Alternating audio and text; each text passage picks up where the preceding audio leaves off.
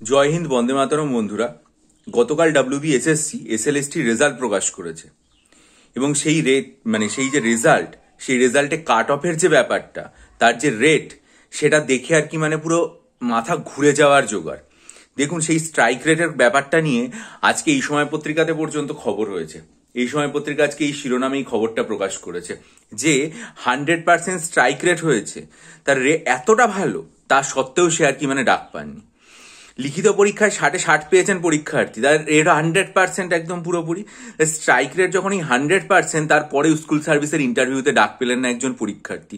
বাংলা, ইতিহাস, ইংরেজি, অঙ্কের মতো জেনারেল ক্যাটাগরির পাশাপাশি সংরক্ষিত আসনে এরকম ভুরি ভুরি নজর রয়েছে।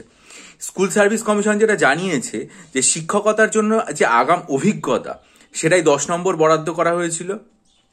তার ফলে লিখিত পরীক্ষায় 100% স্ট্রাইক রেট রয়েছে, তারপরেও কিন্তু পরীক্ষার্থীরা ইন্টারভিউতে ডাক পাননি। ফলে খুব স্বাভাবিকভাবে বহু পরীক্ষার্থী হতাশ হয়ে পড়েছেন যে আমি যদি 60 পেয়েও ইন্টারভিউতে ডাক না পাই, তাহলে আমার আর পরীক্ষা দিয়ে কি হলো। কারণ দেখুন, যারা ফ্রেশার্স, তাদের পক্ষে তার আগাম অভিজ্ঞতা অর্জন করা সম্ভব নয়, ফলে তারা সেটাতে নম্বর পাবে না, শূন্যই পাবে।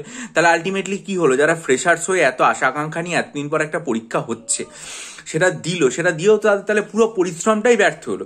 কারণ আগাম অভিজ্ঞতায় তারা শুরু থেকেই শূন্য ছিল। অর্থাৎ একটা জায়গাতে তাদের আগে থেকেই একটা সীমারেখা টেনে দেওয়া হয়েছিল যে তুমি প্রতিযোগিতায় লড়তে যাচ্ছ কিছুটা পিছিয়ে থেকে। সেক্ষেত্রে তাদের মেধা, দক্ষতা, পরিশ্রমের মাধ্যমে পরীক্ষায় নম্বর পাওয়ার একটা জায়গা ছিল, সেখানে তারা সম্পূর্ণ নম্বর পেয়ে গেল, তার পেয়েও তারা ইন্টারভিউতে কল পেল না। আমি এতদিন ধরে আমার চ্যানেলে যেটা বলতাম যে আমাদের পশ্চিমবঙ্গে কাট অফের ক্ষেত্রে নজির তৈরি হয়েছিল দুটো জায়গায়। একটা হচ্ছে 2022 সালের ডাব্লিউবিসিএস প্রিলিমিনারি পরীক্ষা, যেখানে কাট অফ 130 ছাপিয়ে গেছিল এবং আমরা সবাই আশ্চর্য হয়ে গেছিলাম 65%-এর বেশি কাট অফ দেখে। তার পরবর্তী নজির তৈরি হলো ডাব্লিউবিসিএস 2023-এর মিসলেনিয়াসে, যেখানে কাট অফ মার্কস 140-45 মতো হয়ে গেল। অর্থাৎ প্রায় 70%-ও ছাপিয়ে 72-3-তে পৌঁছে গেল কাট অফ মার্কস। তারপরে নজির তৈরি করলো ডাব্লিউবিপি 2024-এর প্রিলিমিনারি, যেখানে কাট অফ 150 ছাপিয়ে গেল, অর্থাৎ 75% হয়ে গেল। আর এখানে কাট অফ মার্কস দেখা যাচ্ছে 100% ছাপিয়ে চলে গেছে। অর্থাৎ একজন 100% পাচ্ছে পরীক্ষাতে, সেটা ছাপিয়ে গিয়েও সেখানে সে চান্স পেল না, তার এত সুন্দর একটা যোগ্যতার পরিশ্রম প্রমাণ দেওয়ার পরে। তাহলে ভেবে দেখুন যে যারা নতুন পরীক্ষায় এতটা আশা নিয়ে পরিশ্রম করে ফর্ম ফিল আপ করে বসলো, তাহলে তো এই ফ্রেশার্সদের তাহলে কি দিনের শেষে হাতে কি থাকলো?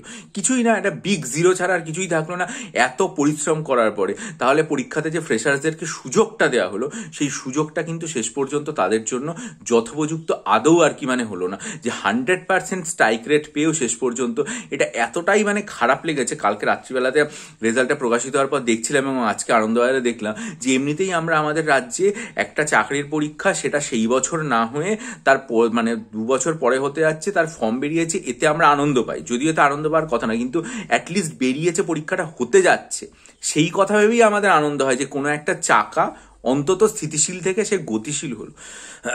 তারপর এই যে একটা রেজাল্ট, ঠিক আছে, যেখানে এরপরে মানুষ যদি মনে করে যে আমি সব পড়ে যাব, আন্ডার দ্য স্কাই যা আছে আমি কিছু বাকি রাখবো না, তারপরেও কিন্তু সে আর ভরসা করতে পারবে না শেষ পর্যন্ত তার চান্স হবে, যেখানে 100% পেয়েও আমি চান্স পাচ্ছি না। অর্থাৎ দেখা গেল পরীক্ষা হলো 70-এ, কাট অফ মার্কস চলে গেল 74, পরীক্ষা হলো 50-এ, কাট অফ মার্কস 55, তাহলে একজন পরীক্ষার্থী কিভাবে চান্স পাবে? হাসছি ঠিকই, কিন্তু সত্যি সত্যি যে পরীক্ষার্থীদের যে কতটা যন্ত্রণা, সেটা ভেতর থেকে অনুভব করতে পারছি।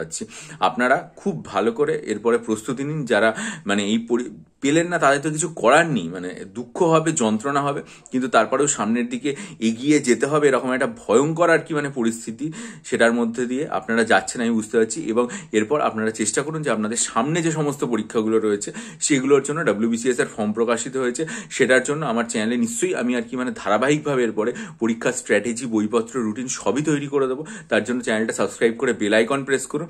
আর যারা মনে করবেন আসন্ন সাইকোলজি পরীক্ষার জন্য, আসন্ন ডাব্লিউবিসিএস এর জন্য সাইকোলজি অপশনাল নেবেন, তারা 14ই সেপ্টেম্বরের ভিডিওটা মনোযোগ দিয়ে দেখে আমার সাথে ডিসক্রিপশন বক্সে ইমেলের মাধ্যমে যোগাযোগ করতে পারেন। আর ডেসক্রিপটিভ বাংলা এবং ডেসক্রিপটিভ ইংরেজির স্টাডি মেটেরিয়াল যদি নিতে চান, সে ক্লার্কশিপ পরীক্ষা হোক আর যদি ডাব্লিউবিপি কেপির জন্যই হোক বা ডাব্লিউবিসিএস মেনের জন্য যদি এখন থেকে প্রস্তুতি নিতে চান, তাহলে 19 অক্টোবরের ভিডিওটা প্রচন্ড মনোযোগ দিয়ে দেখে আমার সাথে ইমেলের মাধ্যমে যোগাযোগ করুন। আর এসএসসির জন্য আমি এখনো পর্যন্ত 5টা মক টেস্ট তৈরি করেছি, সেটা আমি ঘোষণা করবো পরে।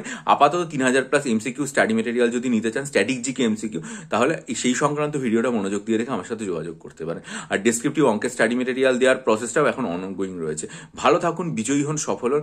কিন্তু একটা জিনিস মনে রাখতে হবে যে আমরা এত দিকে লেখাপড়া করছি, এত দিকে প্রস্তুতি নিচ্ছি, কিন্তু তারপরেও সেই প্রস্তুতির আলটিমেট ফলাফলটা যদি দেখা যায় যে আমার সর্বোচ্চ পরিশ্রম দেওয়ার পরেও এবং আমার সর্বোচ্চ পরিশ্রম দিয়ে আমি সর্বোচ্চ নম্বর তুলে ফেলার পরেও আটকে যাচ্ছে এবং আমি 50-এ 50 পাচ্ছি, 70-এ 70 পাচ্ছি, 60-এ 60 পাচ্ছি, তারপরেও আমি চাকরির শেষ পর্যায়ে ডাক পাচ্ছি না, তাহলে আর সেই পরীক্ষা দিয়ে কি সত্যি খুব খুব দুঃখজনক পরিস্থিতি। কিন্তু এগিয়ে যেতে হবে আমাদের। আজকের ভিডিওটা খুবই একটা মন খারাপের ভিডিও, যাকে বলে, বিশেষ করে সকালবেলাতে এই যে খবরটা দেখলাম, অঙ্ক, ইংরেজি, ইতিহাস, গণিত, এবং সবচেয়ে যেটা খারাপ লেগেছে আমার সেটা হচ্ছে ফ্রেশার্স ক্যান্ডিডেট যারা রয়েছে তারা। কারণ এমনিতেই স্কুল সার্ভিস কমিশনের পরীক্ষা এতদিন যাবৎ হচ্ছে না, তারপরে একটা পরীক্ষা হলো যেটাতে রিক্রুটমেন্ট কোর্টের নির্দেশে তাড়াতাড়ি হবে বলে সবাই একটা আকাঙ্ক্ষা করে রয়েছে, তারপরেও যদি দেখা যায় যে তারা আলটিমেটলি ইন্টারভিউ পর্যন্তই যেতে পারলো না, তাহলে আর শেষ পর্যন্ত কি হলো। যাই হোক, খুব দুঃখজনক। ভিডিওটাতে আপনাদের মতামত জানাবেন কমেন্ট সেকশনে। ভালো থাকুন, বিজয়ী হন, সফল হন।